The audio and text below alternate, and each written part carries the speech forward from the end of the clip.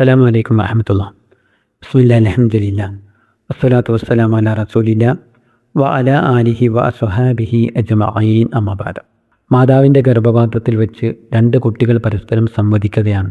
ഒന്നാമൻ തികഞ്ഞ ബുദ്ധിയും വിവേകവുമുള്ളവനും താൻ ഇപ്പോൾ താമസിച്ചു കൊണ്ടിരിക്കുന്ന മാതാവിൻ്റെ ഉദരത്തെക്കുറിച്ചും ഗർഭകാലത്തിന് ശേഷം വരാനിരിക്കുന്ന ഭൂമിയിലെ ജീവിതത്തെക്കുറിച്ചും കൃത്യമായ കാഴ്ചപ്പാടുള്ളവനാണ്. രണ്ടാമനാവട്ടെ ഒരു സത്യനിഷേധിയും. രണ്ടാമൻ പറഞ്ഞു, മാതാവെന്ന ഒരാളുണ്ടെന്ന് ഞാൻ ഒരിക്കലും വിശ്വസിക്കുന്നില്ല. അങ്ങനെ ഒരാളുടെ അസ്തിത്വം ഉണ്ടാകാനുള്ള എന്ത് സാധ്യതകളാണുള്ളത്? നീ അവരെയെങ്ങാനും നേരിൽ കണ്ടിട്ടുണ്ടോ? ഒന്നാമൻ മറുപടി പറഞ്ഞു, നീ എങ്ങനെ മാതാവിനെ നിഷേധിക്കും? നമ്മളിപ്പോൾ താമസിച്ചു കൊണ്ടിരിക്കുന്ന ഇവിടം തന്നെ ആ മാതാവിൻ്റെ ഗർഭാശയമാണ്.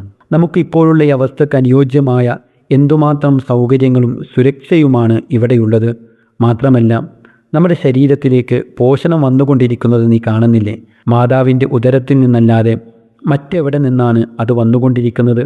ഉമ്മയുണ്ടെന്ന് തിരിച്ചറിയാൻ ഈ ദൃഷ്ടാന്തങ്ങൾ തന്നെ എത്രയോ ധാരാളമാണ്. ഇനി മാത്രമല്ല, കുറച്ച് കാലം കഴിഞ്ഞാൽ നാം എവിടെ നിന്ന് പുറത്തു പോകേണ്ടി വരും. ഭൂമിയിലേക്ക് നാം പ്രസവിച്ചു വീഴും. അവിടെയും ഈ ഉമ്മയുടെ സംരക്ഷണമുണ്ടെങ്കിലേ നമുക്ക് സുരക്ഷിതമായി ജീവിക്കാനാകും. ദൃഷ്ടാന്തങ്ങളിൽ നിന്നും വിവേകം ഉപയോഗിച്ച് സത്യം ഉൾക്കൊള്ളാൻ തയ്യാറല്ലാത്ത രണ്ടാമൻ വിട്ടുകൊടുത്തില്ല. അവൻ പരിഹാസത്തോടുകൂടി പറഞ്ഞു, ഇതിന് പുറത്തൊരു ലോകമോ അവിടെ ഒരു ജീവിതമോ ഒരിക്കലും ഉണ്ടാവില്ല. ഞാനതിൽ വിശ്വസിക്കണമെങ്കിൽ ഇവിടെ നിന്ന് പുറത്തുപോയി തിരിച്ചു വന്ന ഒരാളെ നീ എനിക്ക് കാണിച്ചതാ. വിവേകമുള്ള ഒന്നാമൻ പറഞ്ഞു, സഹോദര, അവിടേക്ക് പോയാൽ പിന്നെ നമുക്കെന്നല്ല ഒരാൾക്കും ഇവിടേക്ക് തിരിച്ചു വരാനാകില്ല. നമുക്ക് സംഭവിച്ചു കൊണ്ടിരിക്കുന്ന ശാരീരിക മാറ്റങ്ങളും നമ്മുടെ വലുപ്പ വ്യത്യാസവും വരാനിരിക്കുന്ന ലോകത്തേക്കുള്ള തയ്യാറെടുപ്പിൻ്റെ ഭാഗമായി സംഭവിച്ചു കൊണ്ടിരിക്കുന്ന മാറ്റങ്ങളാണ്. ഇവിടെ നിന്ന് നോക്കുമ്പോഴുള്ള പരിമിതമായ അറിവിനപ്പുറം ചിലതുണ്ടെന്ന് ഈ ദൃഷ്ടാന്തങ്ങൾ നമ്മളെ ബോധ്യപ്പെടുത്തുന്നുണ്ട്. പ്രിയപ്പെട്ടവരെ, ഈ സംഭാഷണം കേവലം സാങ്കല്പികമാണെങ്കിലും നമ്മളെ സംബന്ധിച്ചിടത്തോളം ഒരുപാട് പാഠങ്ങൾ ഉൾക്കൊള്ളാനുണ്ട്.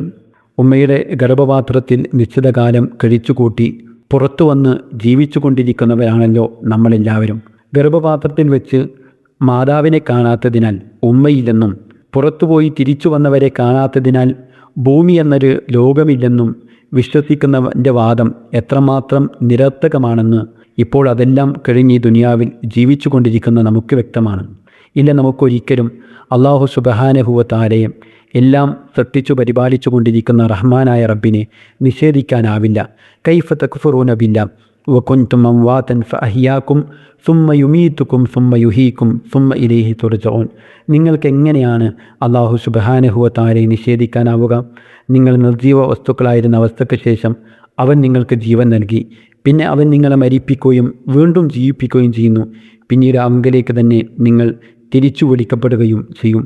അല്ലാഹു സുബ്ഹാനഹു വ തആല പ്രവാചകന്മാരിലൂടെ നൽകിയ ദിവ്യ സന്ദേശങ്ങൾ അടുത്തെറിഞ്ഞുകൊണ്ട് പ്രാപഞ്ചിക ദൃഷ്ടാന്തങ്ങളിലൂടെ റബ്ബിൻ്റെ മഹത്വം മനസ്സിലാക്കി അവന് കീഴ്പ്പെട്ടുകൊണ്ട് അവനെ മാത്രം ആരാധനകൾ അർപ്പിച്ച് ജീവിക്കലാണ് അങ്ങനെ ജീവിക്കുന്നതിലാണ് നമ്മുടെ ജീവിതത്തിൻ്റെ ആത്യന്തികമായ വിജയമുള്ളത്.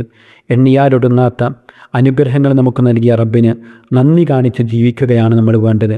വല്ലാഹു അഖറജക്കും മിൻ ബുതൂനി ഉമ്മഹാത്തിക്കും ലാ തഅലമൂന ശൈഅ വജഅല ലക്കുമുസ് സമഅ വൽ അബ്സാറ വൽ അഫ്ഇദ ലഅല്ലക്കും തഷ്കുറൂൻ. നിങ്ങളുടെ ഉമ്മമാരുടെ ഉദരങ്ങളിൽ നിന്ന് നിങ്ങൾക്ക് യാതൊന്നും അറിഞ്ഞുകൂടാത്ത അവസ്ഥയിൽ അള്ളാഹു നിങ്ങളെ പുറത്തു കൊണ്ടുവന്നു.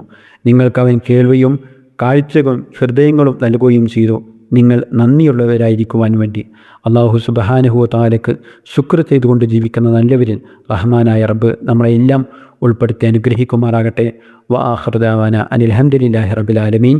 അസ്സലാമു അലൈക്കും വറഹ്മത്തുള്ളാഹി. വിസ്ഡം ഇസ്ലാമിക് ഓർഗനൈസേഷൻ അവതരിപ്പിക്കുന്ന നേർവഴി എല്ലാ ദിവസവും ഏതാനും മിനിറ്റുകൾ സാമൂഹിക, വൈയക്തിക, കുടുംബരംഗങ്ങളെ വിശകലന വിധേയമാക്കുന്നു.